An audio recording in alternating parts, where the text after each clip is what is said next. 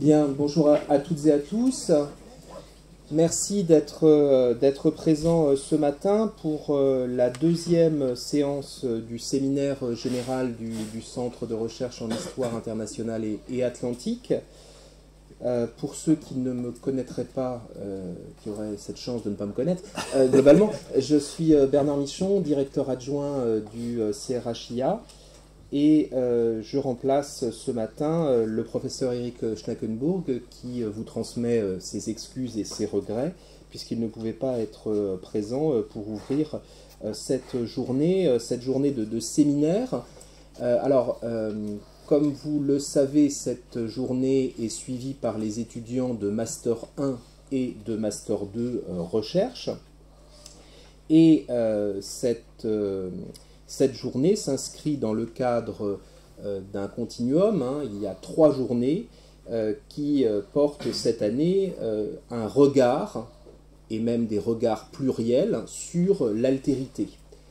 Alors, nous avons fait une première journée à l'université de La Rochelle au mois de décembre,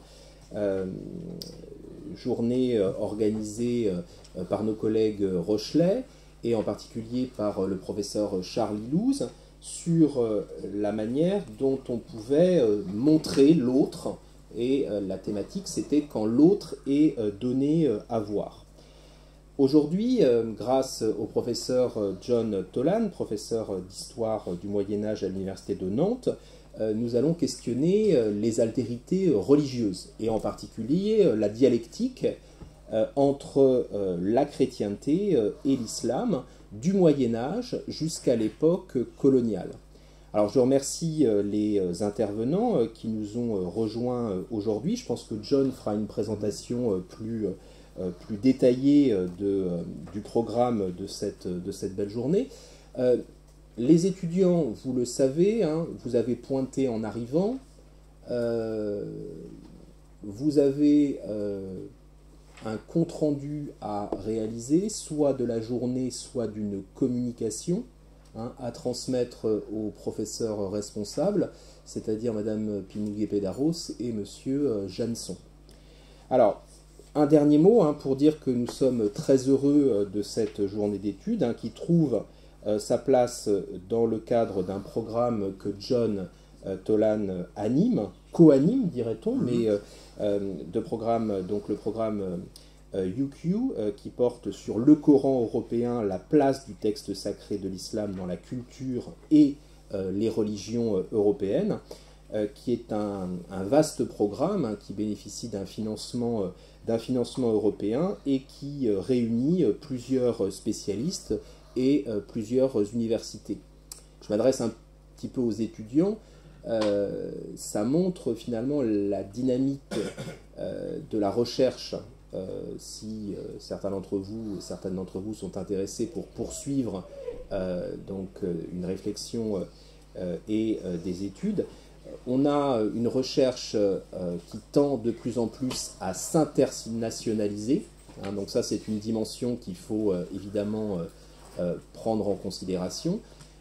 Et une volonté de plus en plus des financeurs de nous voir travailler en équipe, des équipes internationales. Et on peut dire que John, tu n'es pas à ton premier programme de recherche animé, et c'est une grande fierté pour le CRHIA que d'avoir donc ce type de programme à Nantes. Et en tout cas, merci John de ce travail fait au service de la collectivité. Voilà, je ne vais pas être beaucoup plus long, je vous souhaite une bonne journée. Je devrais pour ma part m'éclipser un peu dans le courant de la matinée pour participer à un jury de thèse cet après-midi à l'université de Nantes. Voilà. Merci beaucoup Bernard et bonjour et bienvenue à toutes et à tous. Je suis ravi de commencer cette première journée de collaboration entre le CRHIA et le programme UQ, le European Quran. On va parler des choses que vous connaissez déjà un petit peu. Vous connaissez déjà mes obsessions sur ces sujets parce que vous avez suivi mon cours notamment en master sur les orientalismes.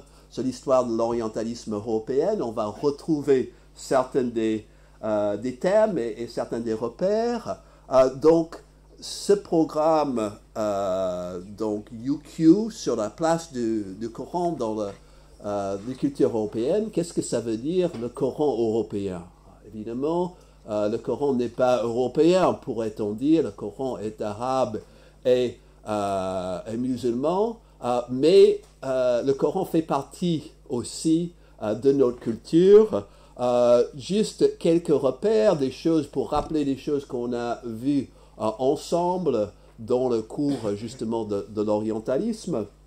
On avait vu comment notamment le Coran rentre dans la culture européenne, si j'ose dire, par le biais des traductions, et notamment de la première traduction latine du Coran qui est faite par un Anglais, Robert de Ketton, en Espagne en 1142-43, à la demande de Pierre le Vénérable, abbé de Cluny, dans le but pour Pierre de Cluny de réfuter l'islam, d'écrire une réfutation érudite de ce qu'il voit comme l'hérésie des Sarrasins.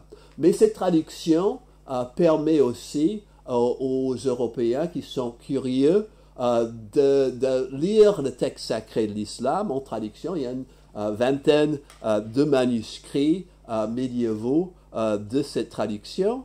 Traduction, on a vu aussi en cours, qui était ensuite publiée 4 siècles plus tard, en 1543, par un certain Théodore Bibliander, avec une préface de Martin Luther.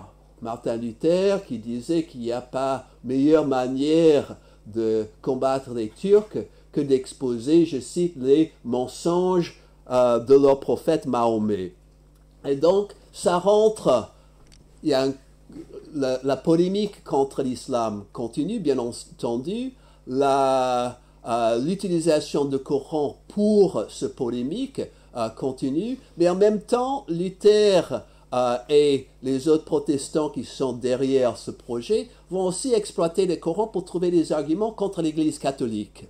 Et les catholiques ne seront pas en reste, ils vont aussi utiliser cette même traduction du Coran pour trouver des arguments contre les protestants.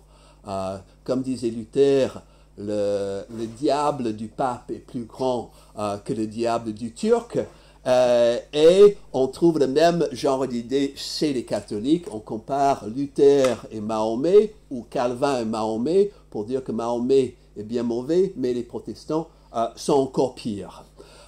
Donc, le Coran rentre dans cette culture européenne. Il est exploité dans le cadre des débats entre chrétiens, protestants et catholiques. Et il va même être utilisé par un hérétique, entre guillemets, un certain Michael Servetus ou Michel Servet, un aragonais, érudit, médecin et aussi théologien, qui va lire le Coran dans cette traduction imprimée à Bâle en 1543 et qui va tirer des arguments contre la Trinité. Il va conclure que la Trinité était une doctrine inventée au IVe siècle, que ni Jésus ni les apôtres n'ont jamais parlé de Trinité. Et, résultat, il va être condamné d'abord par l'Inquisition à Vienne, et ensuite il va échapper donc jusqu'à Genève, où il va confronter Calvin. Il va être brûlé à Genève en 1553 pour ses blasphèmes contre la Trinité. Donc, le Coran pouvait aussi alimenter ces débats au sein de la chrétienté. On comprend pourquoi, pour certains hommes d'Église, on estimait que c'était dangereux de laisser des chrétiens lire le Coran. Ça n'empêchait pas le succès des traductions, dont certaines avaient un vrai succès financier pour leurs éditeurs. Et on commence dès 1547 à avoir des traductions en langue vernaculaire. Ici, la première traduction, c'est en italien par Giovanni Battista Castelroardo, qui, on le voit sur la base de garde affirme être tradotto nuovamente dall'arabo, traduit fraîchement de l'arabe, mais en fait c'est une traduction de la traduction latine et qui a eu un certain succès en Italie et au-delà, jusqu'en France. Il y a Montesquieu qui l'avait lu d'ailleurs, et ça pouvait aussi, du point de vue de l'Église, tomber dans les mauvaises mains et inspirer donc des troubles. Notamment, donc l'Église a mis cette traduction italienne du Coran sur la liste des livres prohibés, et on voit pourquoi quand on voit la carrière de ce meunier Menocchio qui a fait l'objet de ce fameux livre de l'historien Carlo Ginzburg, Il formaggio e i vermi, le fromage et les vers. Ce meunier qui lisait beaucoup, qui ne lisait pas le latin, mais lisait en italien, tout ce qui tombait sur la main, Boccace, mais entre autres, la traduction italienne du Coran. Et il était interrogé par l'Inquisition, et il a dit qu'il avait lu le Coran, et on lui dit, mais qu'est-ce que vous avez lu dans le Coran? Il dit, bon, une chose très intéressante. Par exemple, j'ai lu le passage dans le Coran où Abraham détruit les idoles de son père dans un temple.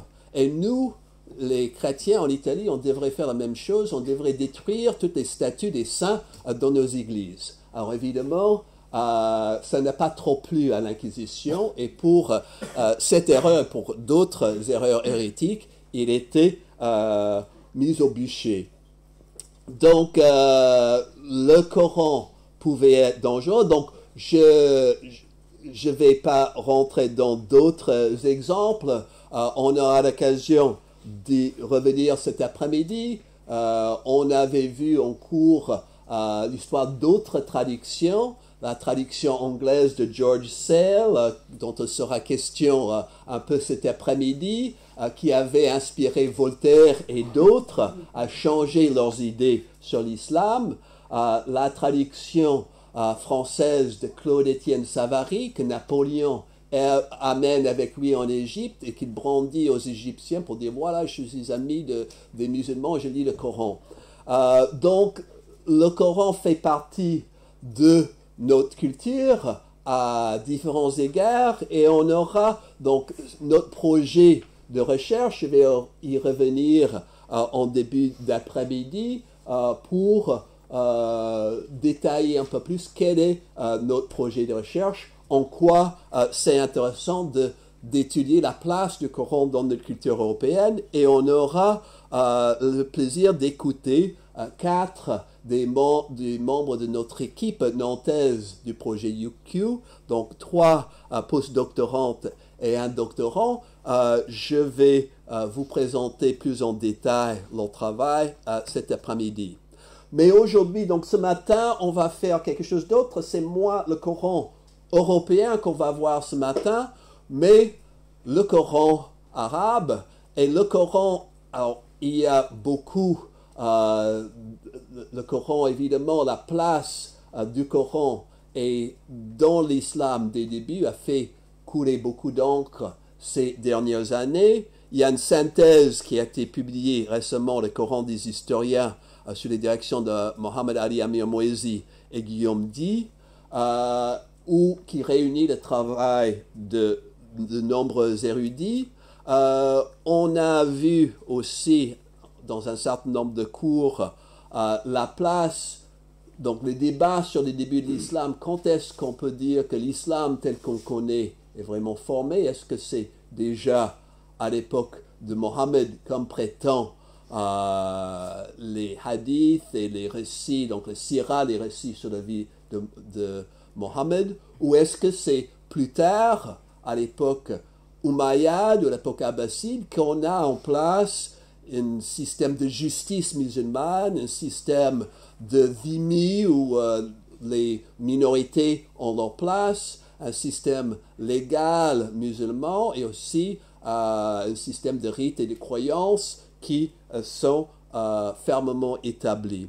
On va voir, évidemment, c'est des questions qui intéressent les érudits, mais qui ont aussi des impacts aujourd'hui pour connaître l'histoire de l'islam, pour combattre quelques idées reçues, quelques idées essentialistes sur la nature de l'islam qui ne changerait jamais, qui serait la même chose depuis les débuts.